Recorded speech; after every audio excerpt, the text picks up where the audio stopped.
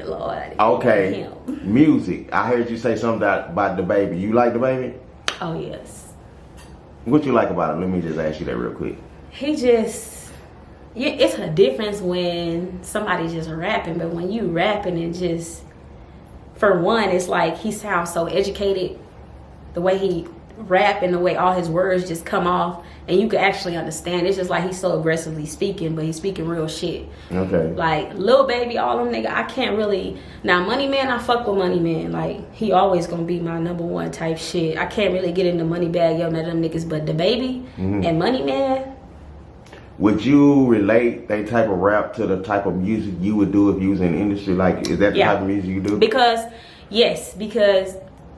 I'm not gonna lie, like I mean, salute to all my women out here who actually, you know, because there's a lot of women in the entertainment, you know what I mean, that's coming up type shit. And what motherfuckers don't realize is that these niggas is really investing into these women. Them niggas gonna invest, you know what I mean? And I just can't rap about what these bitches rap about. I can't listen to Megan Thee Stallion. I can't listen to Cardi B. I can't listen to Nicki. I can't listen to, now I can fuck with the Janae Aiko. Yeah. I can fuck with her. You can fuck with her. Okay, so what's the thing that you don't like about Megan? Let's go with that. I don't like the way that they rap about tricking on niggas, how good they pussy is, and that's basically it. Like, no substance at all. That's just it. It's just on tricking on niggas and how good they can fuck a nigga in the bed, and I just can't. I mean, I know I'm real discreet. I know I can fuck a nigga real up in the bed because I'm, you know what I mean? I'm that bitch. But I just can't relate my life onto stripping in the club, fucking with a nigga, this, and that. But I can definitely relay my life on selling a couple of crack rocks, selling a few peas. Yeah. So, trying to get to the plug. So you feel like in your mind, that's a little bit more noble if you was to just be out here hustling than actually, I would say, just selling, what's that, OnlyFans, selling vagina on OnlyFans or whatever they do. Like, you rather hustle in the street? Right. I'd rather get it out the mud. Like, I'd rather sweat blood, basically, and get it out the mud. I feel like my pussy is, I mean, my shit, these niggas can't, what? I'm not selling none of that. I can't do it. It's just, I mean, I just can't do it. Okay. I can't see myself doing that shit.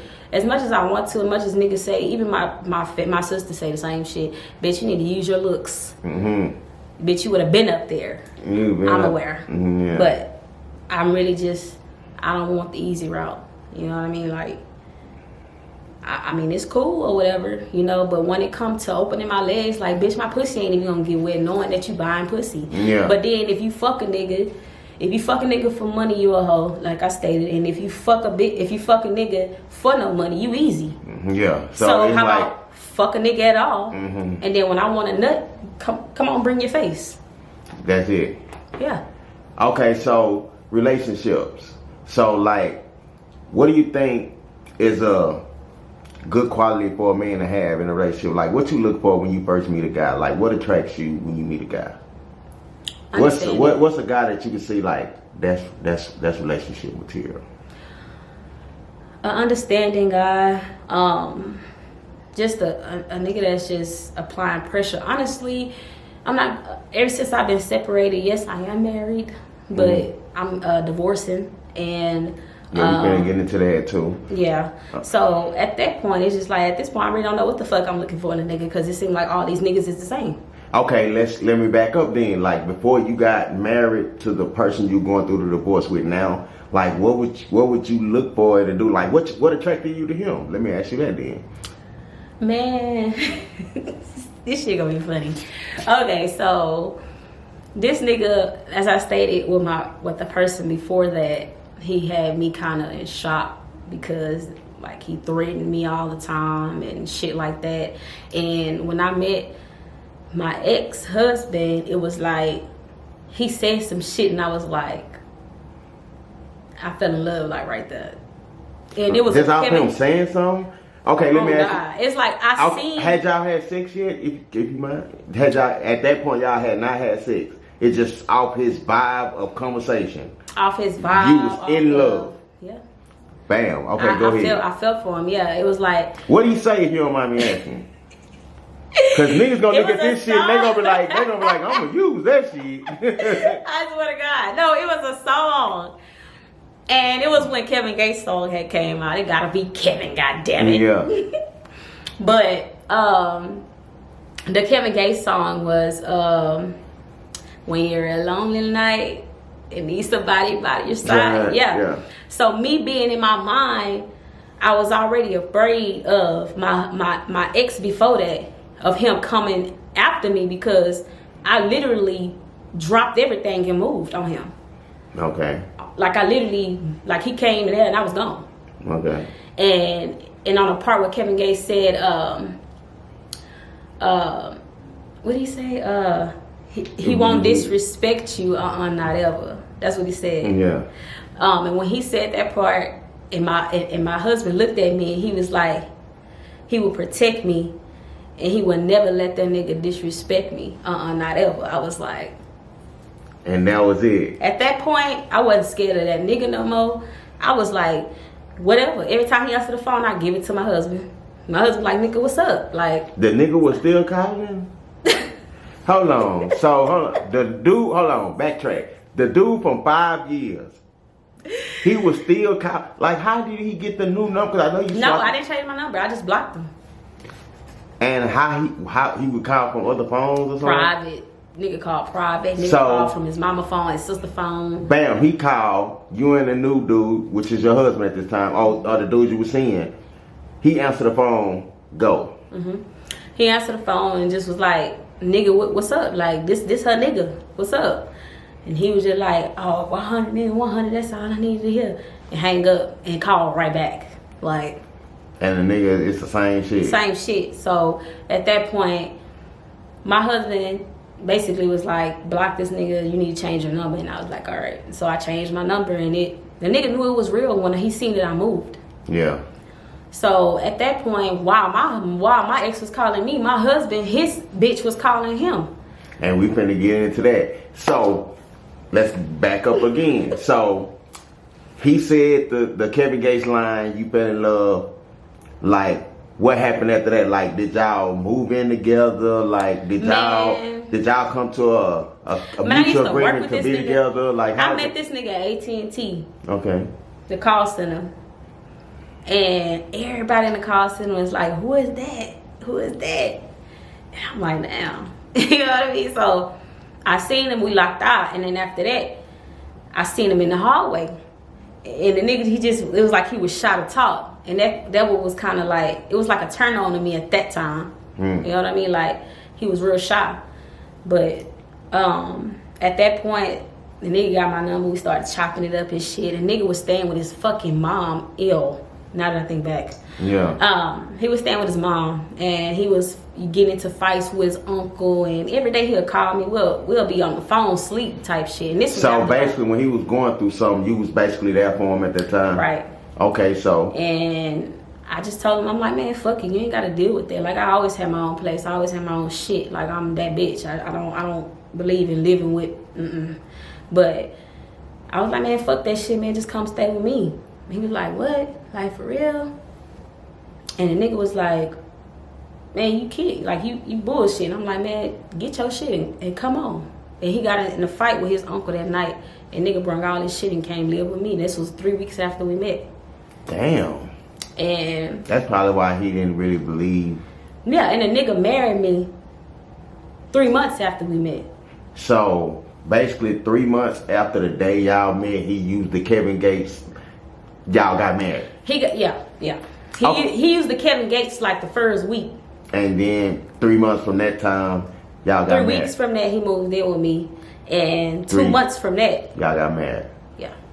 Okay, so explain to me how the marriage was initially, like when y'all first got married, because there's a difference when you being with somebody, you not staying with that person. Yeah. So now when you stand with that person, it's a total difference, because now you with that person 24/7, you waking up, you going to bed. So like, what was the difference? I mean, before we got married, when we were staying together like for that 2 months, it was cool. You know what I mean? Like, it was really cool. It was just it was something that I was really like, man, this is the nigga that, like, this the nigga I'm gonna be with for the rest of my life. Like, I fuck with him. And once we got married, it was like a whole entire 360. Okay, explain, like, what you mean. Like, give me an example. So the nigga cheating, lying, all type of shit. I mean, this nigga did this. I thought he was just a Christian. Every time we would get into it, like a little argument, he'll go run to the Bible. That's the nigga he is. Like, this is before we got married. He'll run to the Bible. Like, when you would see something like that, what was your reaction from that? That I just need to chill. Maybe I'm kind of over exaggerating the situation. Because you ain't never seen a nigga do no shit like that. Like, every time we argue, he'll go calling his grandma, and his granny will tell him, just read the Bible. He'll read the Bible, and it'll just be like, he'll try to come to me and just be like, you know, I'm sorry. And I was that bitch. I was like, boy, get the fuck out of my motherfucking face. Like, I don't want to hear that I'm sorry shit. But I knew I wasn't crazy and I wasn't stupid from the shit that he was doing. You know what I mean? So it was like he was playing that innocent role. And I'm talking about, this nigga had everybody in my family talking about, Denisha, why you treat him like that? Damn. Cut that shit off. Kelly, cut that shit off. That part. Yeah. But they like, you know what I'm saying? Like, why you treating him like that? Shit like that. I'm like, y'all don't understand what the fuck this nigga done put me through. Like, man, I'm talking about. Okay, so can you give me an example of some things he put you through? I know you said he was cheating. Like, what was the first time you caught him cheating, and how did you do that? Oh my God. Okay.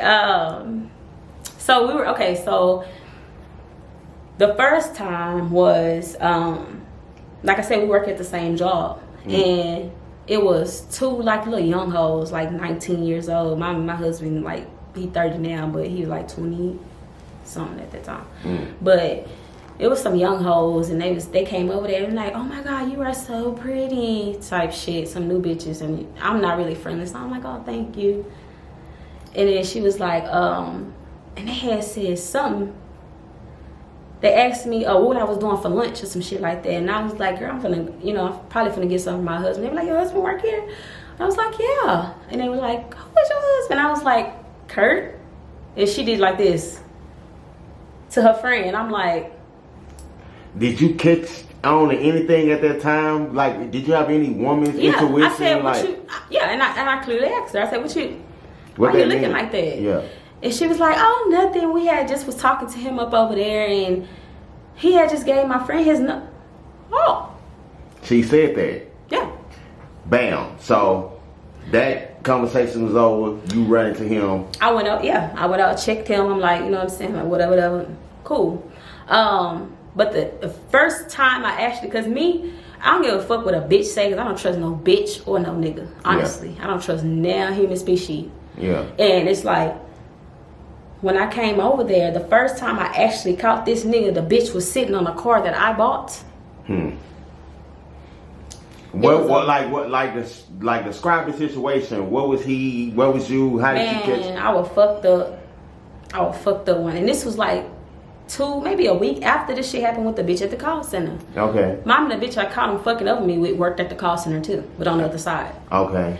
And they called me, the nigga got me fired from my job.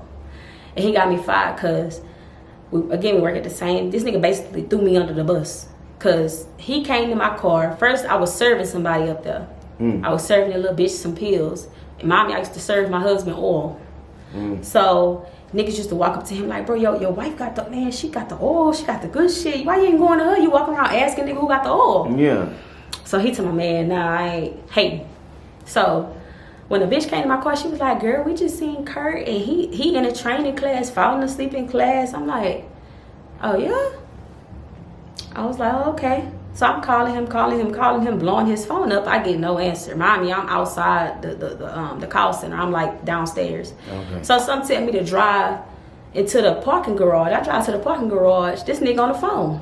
Bitch, I'm blowing you up. Yeah. So this motherfucker on the phone. Okay.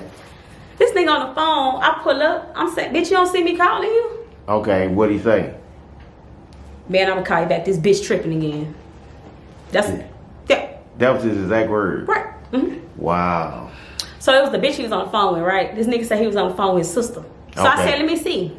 This nigga, he went to his contacts, right? And went up to his sister's phone number. I said, okay, go to your call log. He didn't want to do that. He went to his call log. It had a whole different name saved. But you on the phone with your sister. She called me from another number. Bitch. Yeah. Man, I drove the fuck off. So that being said, the nigga left, went to the north side to his mama's house, and after that particular situation. Yeah, after that situation. No, not after. Hold on, let me continue that. Right, so I drive off. This is when he got me fired. I drive off. I pull back in. This nigga hops in my car, slammed the door. He fucked up on them pills. Man, I had like about 4-5 pints of oil in my car. I had a roll of money, and I had my pistol. This nigga threw all my pints of oil out the window. This nigga took my roll of money and tossed it out the window. This nigga took my pistol, put it in his motherfucking pants, and got out the car. The security guard was like, is everything okay? This nigga stood right there, took the gun out of his motherfucking pants. I'm talking about, this is him, this is the security guard. He took the gun out his pants and threw it on my lap. Damn. So what did the security guard do? Oh, hold on, he has a gun.